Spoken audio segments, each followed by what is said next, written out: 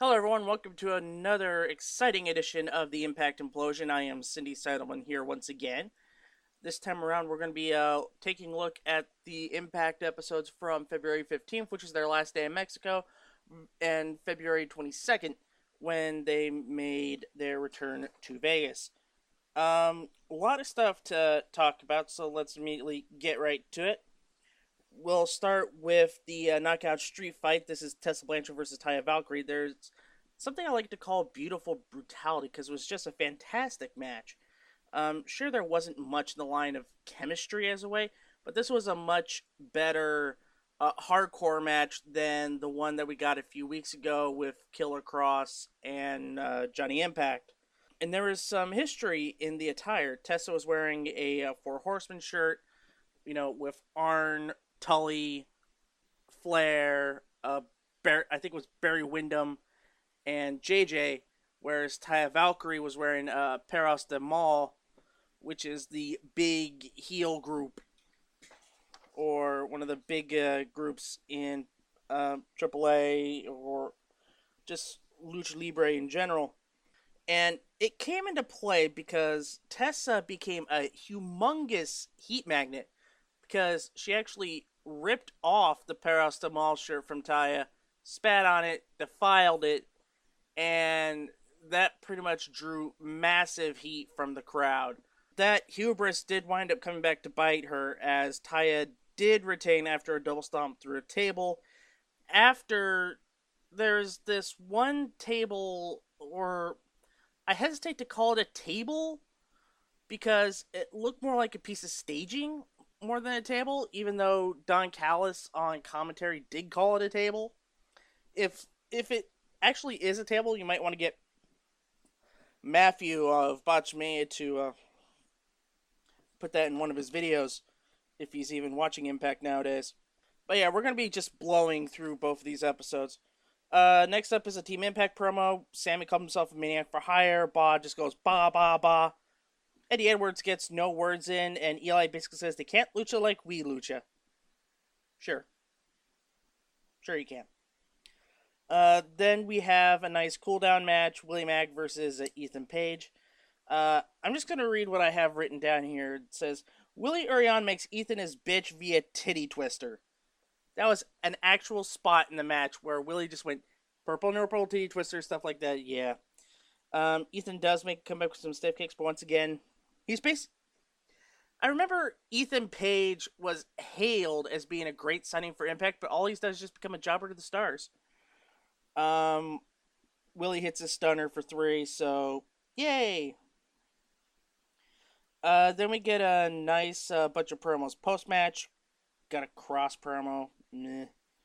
Matt goes backstage, and then you have the Chris kind of jump him in his locker room. It's kind of intimated that he was jumped because after the commercial break, we get a AAA promo saying they will win. Sami Callihan then comes out to the ring, says Swan's interview last week was fake news. It was an actual thing that he said. Swan comes out. Sammy gives him the offer again. Swan rejects offer. They brawl, and they pile driver onto the stage by Sami Callihan, and Swan is laid out. And we'll get the update on that when we talk about the Vegas episode. And there's something that really bothered me about the show, and it's kind of becoming a recurring theme on Impact because it happened on the Vegas episodes. It seems like they do not know how to control their audio. And this time around, this was a show feature because the audio played normally, but the video jumped 2 to 3 seconds into the future. So it was like, what the hell? And watching that on TV, it's very disorienting. However, when they did cut to commercial break, the audio was fixed. So this looked like to be an Impact problem more than a Pursuit problem. Then we get AAA versus Team Impact, and I want to bring up chemistry because Team AAA was a unit. You had El Hijo de Vaqueno, You had Puma King, you had Aerostar, you had Psycho Clown. They were like a unit. They were a true team. Whereas I believe Impact was destined to fail because you had Baugh, who is an outlier in all this, because you had Sammy Callahan, who hates everybody, especially Eddie Edwards. You have Eli Drake, who is currently feuding with Eddie Edwards, and you have Eddie Edwards, who is feuding with Eli Drake, Sammy Callahan, and probably doesn't care much about Falaba. So it seems like they were destined to fail. Um, Especially when Eddie tries to do something to Eli, and it costs Drake as Puma rolls him up for a 3. And it was during this point Don made a lot of bad cat puns, like catatonic. It was felonious. It was painful to watch. Vikingo gets crushed by Baugh. Baugh misses a bonsai drop and gets rolled up by 3 by Aerostar. Boston Knee Party, Eddie pins Aerostar. Sammy hits a pile driver for 3 to eliminate Puma King. Sammy tries to steal a pin after Eddie does the work, gets rolled up by Psycho Clown for a 3. Eddie and Clown back and forth. Eli then comes back out and gets revenge from earlier by hitting him with Kenny, and Clown pins Eddie for a 3. So AAA wins the Big World Cup, which is held by 2 teams. Go figure. It's almost as pathetic as the World Series, but then, there's one Canadian team, and then it's just like, alright, fine, whatever. A couple promos. We have Reno Scum, which is, I forget who they are. They return in 2 weeks, which means we'll see them this coming Friday on Impact on March 1st. Then we get a big LAX Lucha Bros recap. LAX basically says they will get a rematch at Vegas. And then I'm just going to combine the Nightmare and Dark Alley stuff for when I bring that up in Vegas. I'm also going to talk about United We Stand in a little bit, because I'll talk all about that in due time. I'll just basically do a big recap when that happens in the Vegas stuff. We get a Scarlet promo saying she'll make her debut in Vegas. We get Eddie versus Eli in Vegas. And then an Impact title match, Moose, Cross, Cage, Impact, Fatal 4-Way. Josh calls Impact Superman, and the rest are Megatron, Optimus Prime, and Venom. You missed the Terminator reference. He has the frickin' Terminator clap in his intro, and you don't call Brian Cage the Terminator. Because he's not Optimus Prime, he's not Megatron, and he clearly isn't Venom. Whatever. But I guess you know what that means. We know who's winning now. Cage gets screwed again by Cross and Impact. Cahoots, maybe? We don't know. Impact pins Moose after Cage's drill claw for 3, while Cross pretty much pulled Cage off of Moose and basically distracted Cage while Johnny Impact got the pin. From the looks to me, it seems like we're going to have a reunion of sorts, because in AAA, one of the big stables, the big heel stable, was Impact when he was Johnny Mundo, Taya Valkyrie, and Killer Cross. They were a team, whereas Johnny and Taya were like the king and queen of AAA, and Killer Cross was more like their Dark Knight, so to speak. So I guess it all works out. And speaking of that,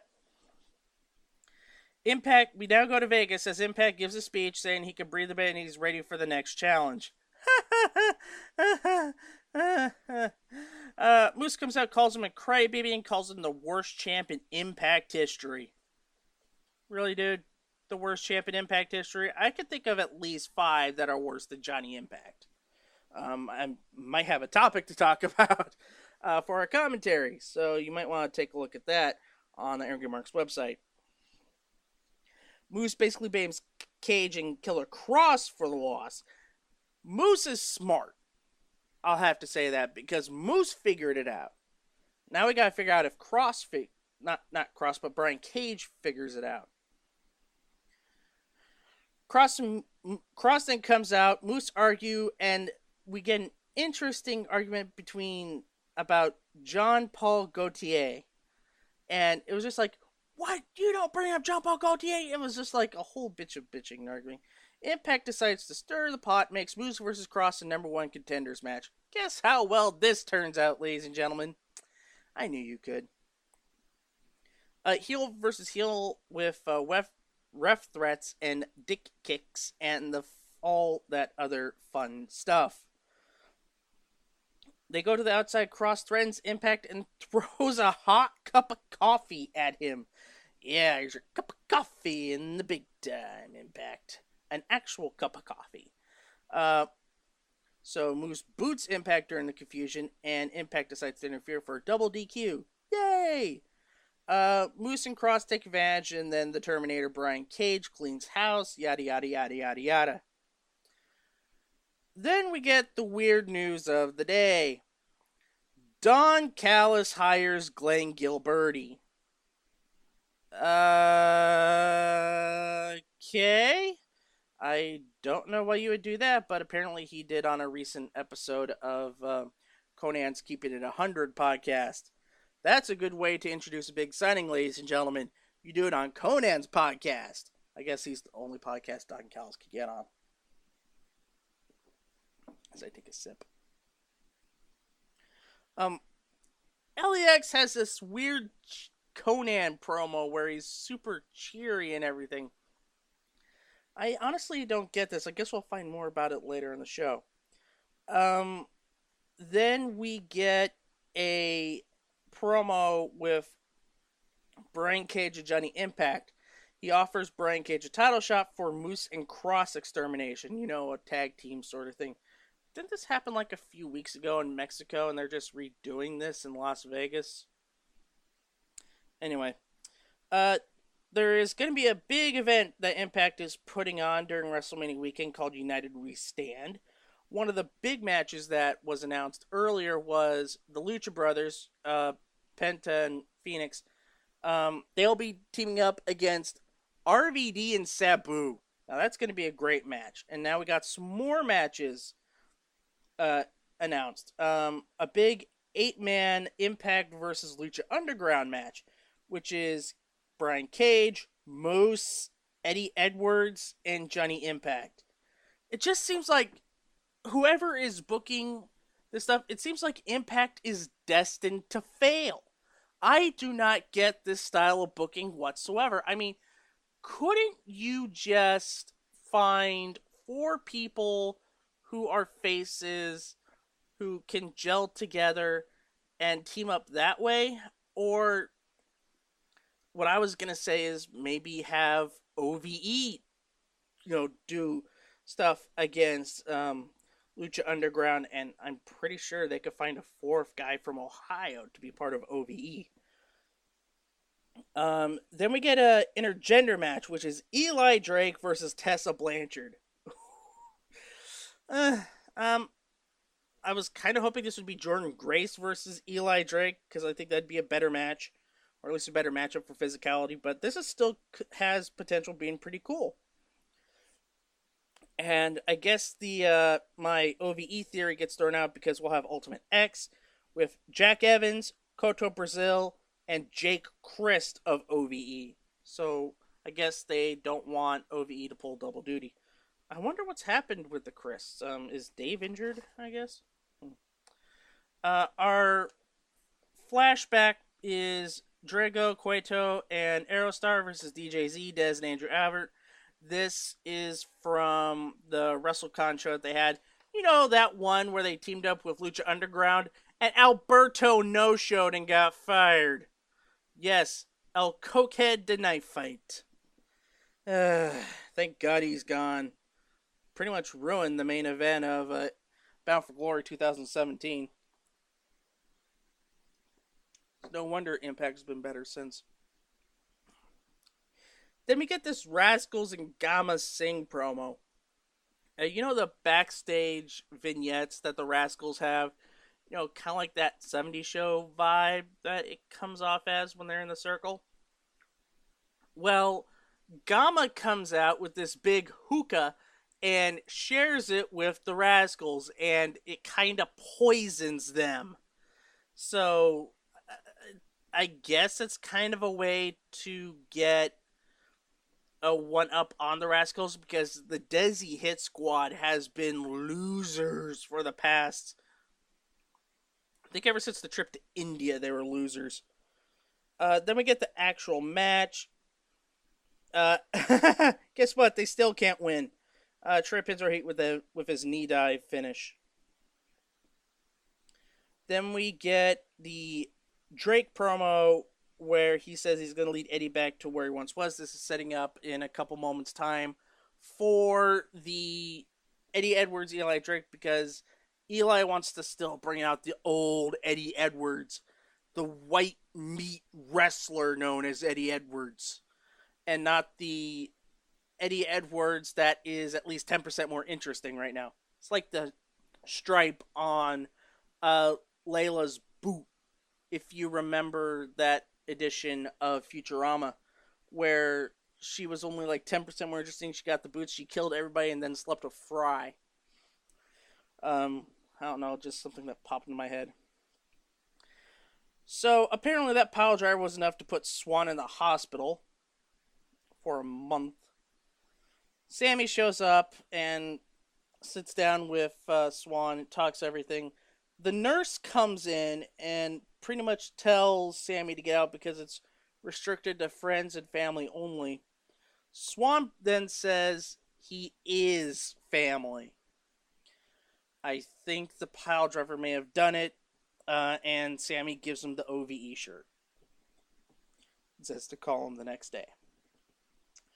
Oh boy. The one thing I didn't want to have happened is likely to be happen as Rich Swann is going to join OVE, and that will leave Willie Mack high and dry. Well done, Impact. So then we get the big Eli Drake versus Eddie Edwards match. This match is, as I said earlier, designed to get Eddie to get the old Eddie back as he continues his anti-hardcore crusade. I guess that makes sense why he's wrestling Tessa Blanchard at United We Stand, because Tessa and Taya put on a great hardcore match on the previous week's Impact, and now Eli is going to punish her for it. I guess it makes sense. It was a really good match, actually. One of the highlights was Eli Drake was going to the middle rope. Josh says, Eli takes calculated risk. Is he taking too much time on this? Don Callis then deadpan says, probably. And then Eli misses. The finish of the match is Eddie brings in Kenny after a while. Eli counters it to a Death Valley driver for 2. He grabs Kenny, but Eddie rolls him up for a 3. Wrestling! That's what Eli was trying to get out of Eddie Edwards. He beat Eli with a wrestling move. There we go. And then, one of the bright spots, Rolando Menendez, investigative reporter, finds Tessa Blanchard storming out of the management office. Management won't give Tessa a rematch because of Gail Kim. Says she'll get a rematch one way or another. And then Glenn Gilberti, aka Disco Inferno, who comes in saying, I'm a big star to this intern, I guess. And the intern gives Glenn all of these different directions to get to the Impact Management office. Glenn takes one turn and he's locked out of the building. Yay. I just have to laugh at this. I mean, this is the type of comedy that I would normally find funny, but it's just sad. But then again, I realize it is Glenn Gilberti being the butt of the joke, and then all is right with the world. Then we get a match with Alicia Edwards versus Delilah Doom. Now, Delilah, if you take a look at her graphic, it's the Sega Genesis or the Sega font.